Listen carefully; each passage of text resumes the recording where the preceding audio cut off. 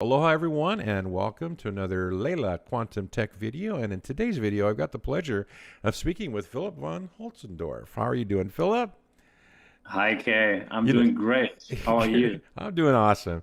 Hey, this video is the one where I've talked Philip into getting interviewed himself as one of the healers of the Layla Healer Network. And so, for those of you who aren't familiar, if you go to the Layla Quantum Tech website and you click on this little word here called healers, the thing that I like to point out to people all the time is that Layla Quantum Tech is a collaboration of different gifted and talented healers all around the planet.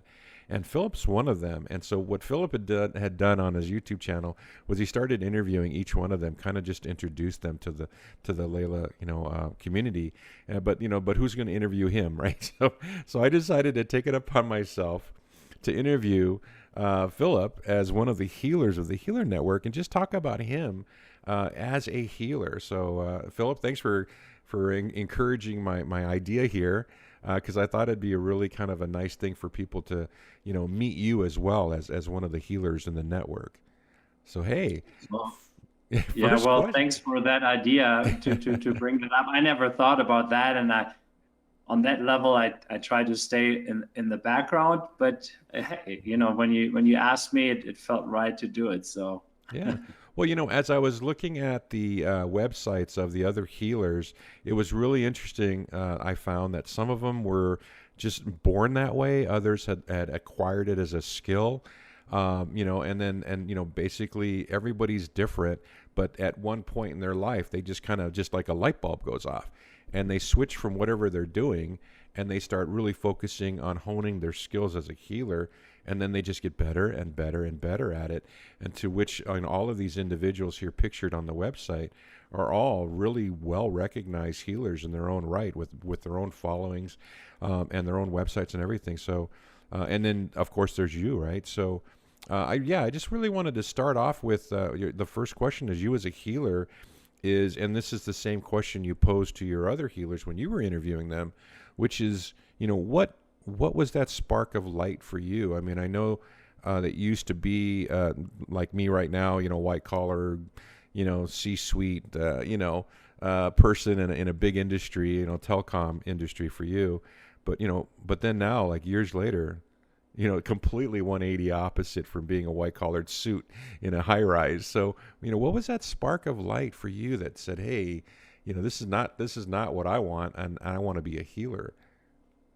yeah, so I was not one of the ones that was born with this, and then probably I wouldn't have ended up in corporate anyway. But yeah, so that was just my path though, and I think in the early 2000s, really 2001-ish, I started to figure out that there's more, and I started to become interested in this whole topic of energy work, yoga, and started reading some books about it, and I started to try meditation and try some yoga. That's where it all started, if you will. And I was at a place at that time where I felt, okay, it's there's something missing. Like, I work all the time and I really don't feel that good. I wasn't a happy person, I must say. I was in a relationship and the relationship was pretty good and everything, but at core, I wasn't happy. So something was missing. And I think that was the driver to figure out, okay, how can I be more happy? And I didn't even consciously do that. I think it just happened. And then certain things happened that found a flyer somewhere about an open door of, one of those centers where they offered a chakra course. And I was like, hey, yeah, I didn't even really think about it. And I went there and then they offered a course to talk about what the chakras are and the different qualities of it. I was like, wow, I had no idea that this exists. And I even had doubts that, that's even true what they're talking about. But that was kind of where it really all started.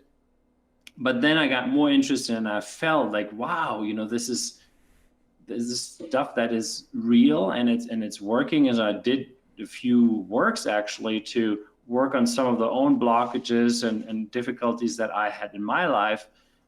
And I felt, okay, now I wanted to actually really do more of that work, and at the same time really learn how I can do these things on my own. I did not at all have the desire to learn that, to really truly help other people with that. For me, it was like I had my career, but I wanted to heal myself, and I wanted to learn that so that I can apply it for myself. And while I'm learning it, I was figuring, well, then I'm releasing a lot of those blockages and transforming my own being in a way. And that's kind of what I did. Fast forward, and aside from my business career, I went through multiple of such trainings, like shamanic trainings, past life regression work, and all kinds of stuff like that. So and it really did that. It helped me to open up.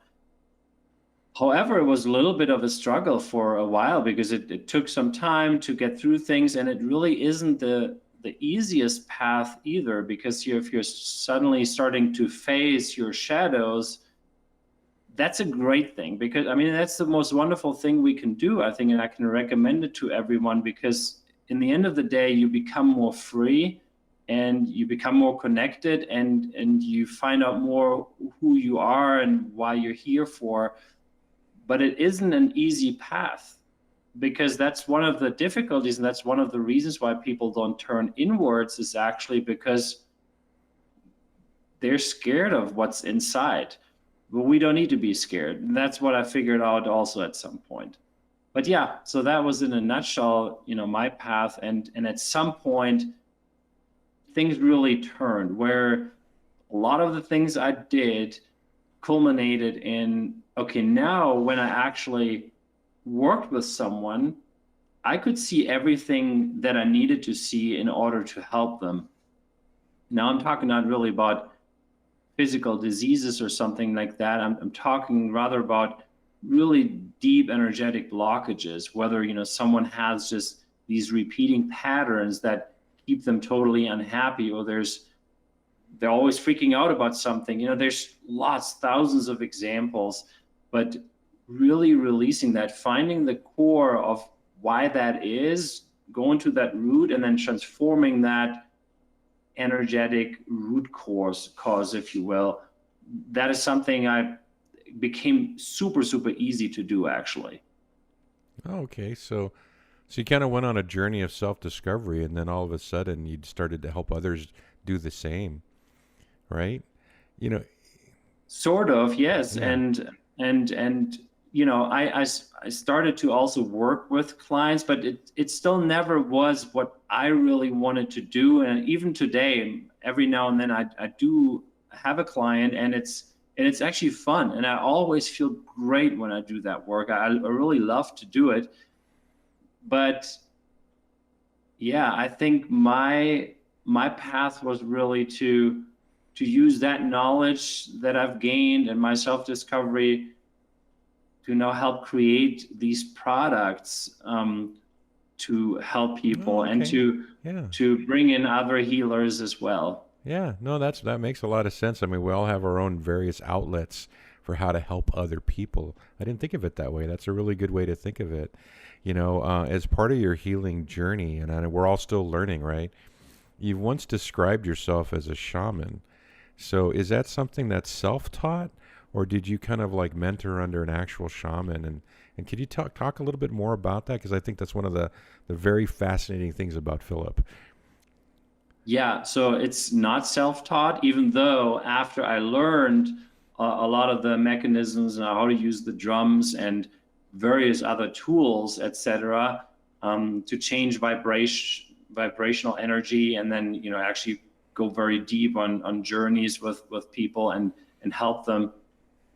I'm not talking about plant medicine or anything right now, though, because I really work just energetically, and not with any plant medicine, unless maybe some smudging, that would be something.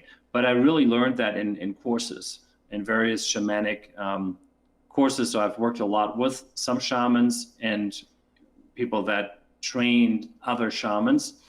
And yeah, what I learned there at some point, then I refined with my own energy, because in the end of the day, you can learn a lot of tools and a lot of how to do it and how to access the knowing, if you will, the spirit.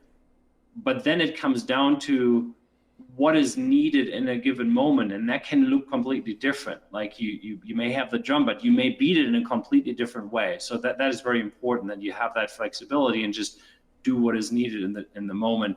And that then came through more practice. Okay, so I know that you live in the Southwest USA. So is the shamanism more like centralized, like American First Nations people, or is it like more like South American? I mean, is there a difference?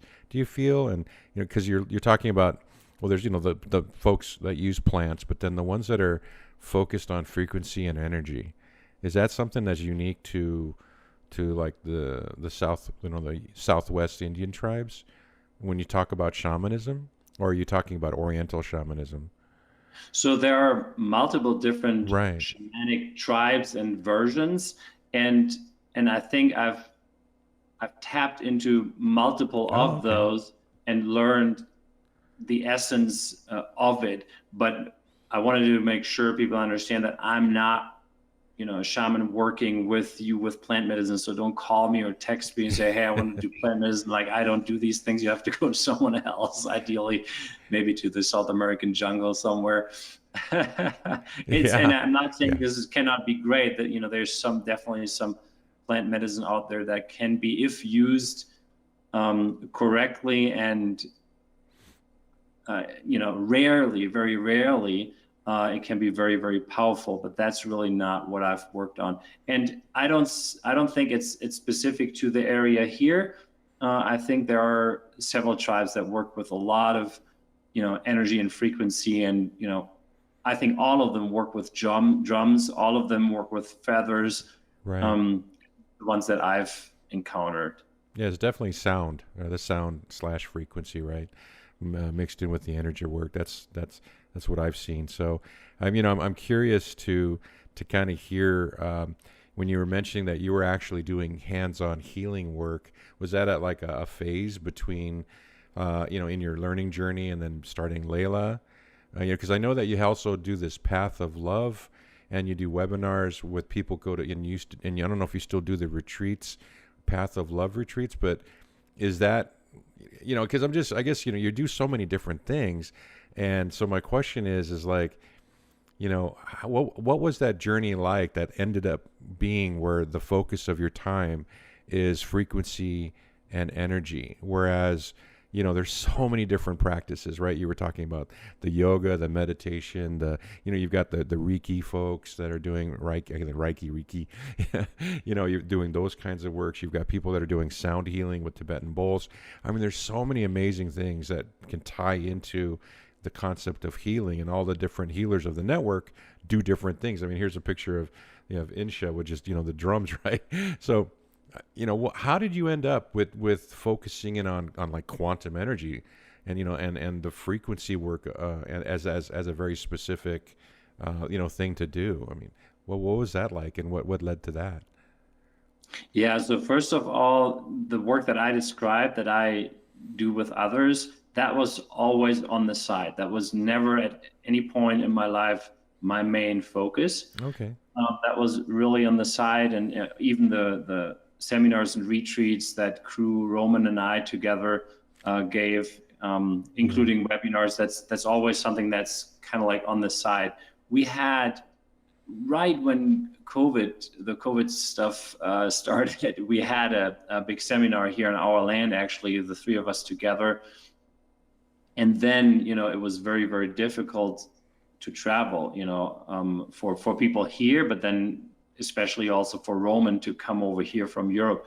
So that's why we haven't done since that time a physical retreat, Yeah. but we'll definitely do that again. But it hasn't been the time yet. So like that, we work when there's an impulse to do it, then we talk about it, and then we'll create it. But it hasn't been an impulse yet.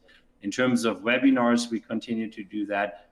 And yeah, when with a quantum healing and frequency, in 2016, I got out of corporate completely and started doing really what I felt called to do and what I felt is kind of like the next thing, and working from these impulses, if you will, and not from someone telling me what I need to do today and next few days. And even if you're like a high level executive, you always have someone that has specific expectations and things you need that didn't really fit me anymore. And so we realized that there is a lot of healers out there that do amazing work. And yes, there's also Reiki, and the Reiki is frankly like really on the bottom of the scale for me, because it's really the easiest, it's the least impactful. Frankly, I don't want to offend anyone, but it really is. Like even like long 10-year Reiki masters that are absolutely awesome in what they do. I mean, they go to Agni and then they start at zero, and they're like, okay, well, now I really learn what's going on. So there's huge scale of healing modalities, but then up to a level where you're like a really impactful healer that can move worlds, literally. But what fascinated me was when I bumped into obviously some different energy devices, energy tools, and there's a lot of this stuff out there, right? Even crystals. I'd been really interested in crystals. And then the attempts to have quantum technology and working with frequencies and all of that, but all not well executed, because if there's a disharmony created at the same time while you're trying to solve something, that's by itself not a good execution of something. And it sounds great, and yes, it's already quite cool and nice if there's quantum energy in it, but if it's very little and it causes energetic distress, it's not great. So obviously for me at the time, it was then the moment to speak with Roman and also with crew, and we were looking into, okay, so shall we do something here that is really powerful and is fully harmonious with the human cells, etc. And the clear answer was always yes, because we didn't just do it. It was, okay, so what are we going to do? Is this the right thing to do? How are we going to do it? And then we started the creation of it. And all of that came out of it is now what we have available, what you can see on the website, and the products you can touch and check out and that have been tested. And it was very clear that it shouldn't be just us. We should involve some of the other healers because they have different qualities. And what I've learned also is that there isn't the one healer that can do it all. And there's also not the one healer that's the right one for everyone. And there's also not the healer that really sees it all on that level, because from my perspective, there's so many different levels, right? We have this physical material, then we have the energetic, and we have the big picture and all of that. But still, even on that big picture, one healer may look at this with a more focus on this and another one on that. And so even today, sometimes I'm being asked by other healers, here I saw that you can help with the work for my client. And that's an amazing healer, because they see, well, okay, there's something that someone else is the right one to solve or to work with. Mm-hmm. You don't have to do it all yourself, and you shouldn't, because sometimes you're just not the right one. And that's why we've included some other healers to help with these other additional aspects. Oh, that makes a lot of sense. Yeah, there's so many different options, and I guess it really depends on first diagnosing what the issues are, and then finding the right fit for you, right, in terms of modality and the individual to help you as a healer. So I think, do you see right now as it stands, it really seems to me, because I've been studying this for a couple of decades, that as the progression of the healing arts, grow and evolve, that we've kind of reached this whole new level now, this quantum space. Because prior to Layla, there really wasn't any. I mean, there's little gizmos and things like that, and you got people tinkering around with scalar energy and all that, but nothing has, for me personally, moved the dial as much as quantum energy. Your devices are pretty amazing. So, I mean, what do you see as the next gen? Like the next step. I mean, in terms of healing, because right now there's so many people that are coming into our chat group, right? And they're asking all these different questions about their particular issue. But I mean, what do you see in the future? Just as my last question, of where this is all going to go. I think that, as a healer, what do you think about that? So we have something coming, I think, which will also help define a little bit of that journey. I don't want to say too much right now, but we'll talk about it in May. But what I see coming is really that the consciousness of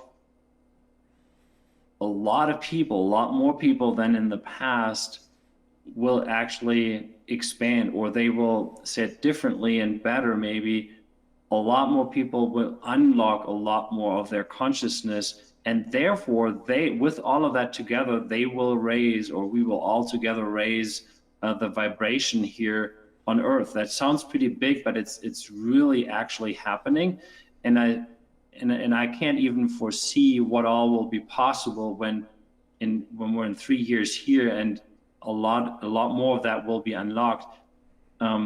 So we will see a lot more in regards to frequency medicine, quantum and distant healing. It'll become a lot more normal. People will naturally understand it a lot more just because they're open up more. I'll give you one example, which is quite fascinating. So we've spoken about David Hawkins before, and his book, Power versus Force, where he set up the Hawkins scale, which is basically consciousness levels that he set from 0 to 1,000. Like everything above, I think like 350 or 250 is getting into like unconditional love and things like that. And then at some point, there are different states that you can have, or that even places can have. And then between 7 and 1,000 would be like the Buddha consciousness. So at the time where he set it up, he couldn't look any further than 1,000, and it actually wasn't even possible here on Earth for something physical to vibrate at a higher consciousness level. Yes, unseen in the non-physical, obviously, but not in the physical. It's different now, and we actually just had our 7th generation infinity block tested. And I kid you not, it's at 1,152 on the Hawkins scale. Oh, I'm showing it on the screen right now. That's over the top. That's past 12th dimension full consciousness. Yeah, huh. or you could extend it. So wow. It's higher than what was possible at the time. At that time, it wouldn't even have been possible for us to create a 7th generation, just because the circumstances were not there, and the vibration here on Earth was not there and not ready. But it shows it's really moving into that direction, that now it is possible, and it's fascinating. And we had that tested multiple times to be really certain. And yeah, it is what it is. But it should be a great message for people, though, because it's moving. Yeah, no, it's fascinating. It is absolutely fascinating. So to wrap it up, you as a healer, so you mentioned you don't take clients as as a healer. Is that kind of like where you're at right now? You don't actually take on clients? I do. I do. You do? Yeah, okay. I do, but I don't talk about it really. I don't offer it anywhere. It's when people feel that I can help them, or they reach out to me and they're looking for a healer, usually I refer them always to someone else, because it's really not my focus. But I still do that every now and then. Okay, and do you do that through the path of love? Is that kind of if people were to reach out to you as a healer? Because right now all the different healers have their own website. So like, but I guess since you don't actually focus in on, your avenue of healing is Layla Quantum and providing the tools for people to expand their consciousness, right? But Yeah. so is that something that if people were to want to reach out to you as a healer, would that be kind of quote your website?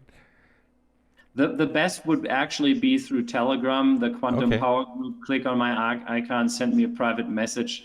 That would be great. You could also even send an email to support@LeelaQ.com, and then they connect you to me. That's definitely possible. Okay. Well, thank you very much. I really appreciate the time, and you are a definite fantastic member of the Leela Quantum Healer Network. And I definitely look forward to talking to you more about this in the future. But thank you for your time this morning. Thank you, Kay. All right. Have a good day. You too.